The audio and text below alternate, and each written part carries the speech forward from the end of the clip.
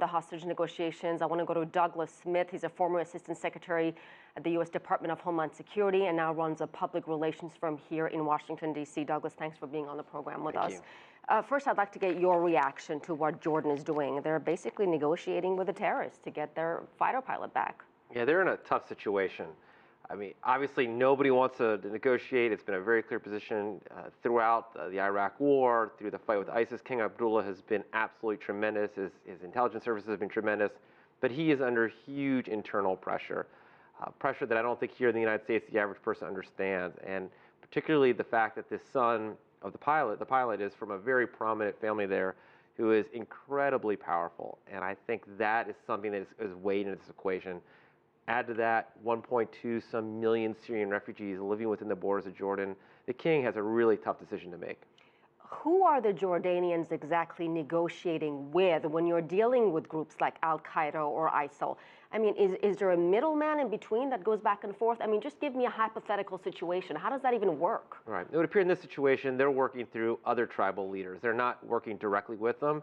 And so I think that's part of the challenge. The information being transmitted is one step removed, it's a little delayed. And I think, quite honestly, they're not going to make this trade until they actually see physical proof that this pilot is still alive. To date, what they've been shown are pictures, but not live proof.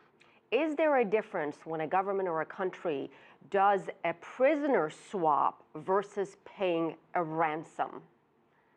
Once again, a bit of a slippery slope. I mean, we've seen it in Israel where Hamas has taken Israeli soldiers and there have been trades. It's really easy when it's soldier for soldier.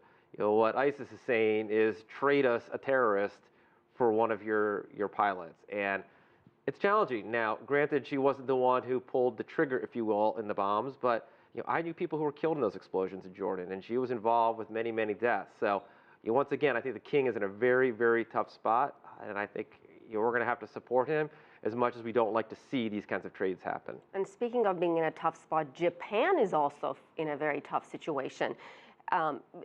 Is there anything the Japanese can do in short of paying the ransom that ISIL has been demanding to get the freedom for this Japanese national?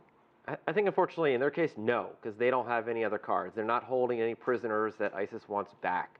And so I think in their particular case, tragically, they'll have to go against what we believe is the wrong move. We don't believe paying these terrorists helps anything. All it does is fund greater terror. But that, unfortunately, is the only chit in Japan's bank right now. So is it safe to say the terrorists hold the upper hand here? I don't know if I'd want to say that, because, I mean, I'd like to think that we are playing the long game here. Now, it's not my son, it's not my brother who's being held by the hostages. They've put us in a pretty good corner, though, and I think the Japanese are struggling really hard, particularly after one of their countrymen was beheaded last week. The last thing they want to see, and the last thing this prime minister wants to see, is another one of his countrymen beheaded on TV and have the people of Japan ask, could there be something we have done? So the Japanese are, of course, sort of dealing with this crisis on their own. The Jordanians are dealing with it on their own. Do you think that's a good idea, as opposed to coming together, these nations coming together and acting in a more cohesive manner to some miraculous way, I hate to use the word miracle, and win the release of their hostages? Right. I think in this case, actually, it would appear that the Jordanians are trying to bund a little bit. I mean, they are actually, what they want is their pilot, but it would appear that they are trying to bundle them together. That we'll trade you this terrorist out of prison in return for both of them. I mean, they've been quiet about it, but that's what they're trying to do. In terms of countries coming together, I think it's a larger thing. It's countries coming together to try to conquer ISIS once and for all, to prevent these kidnappings from happening. Difficult situation all around. Douglas Smith, thank you so much for your time.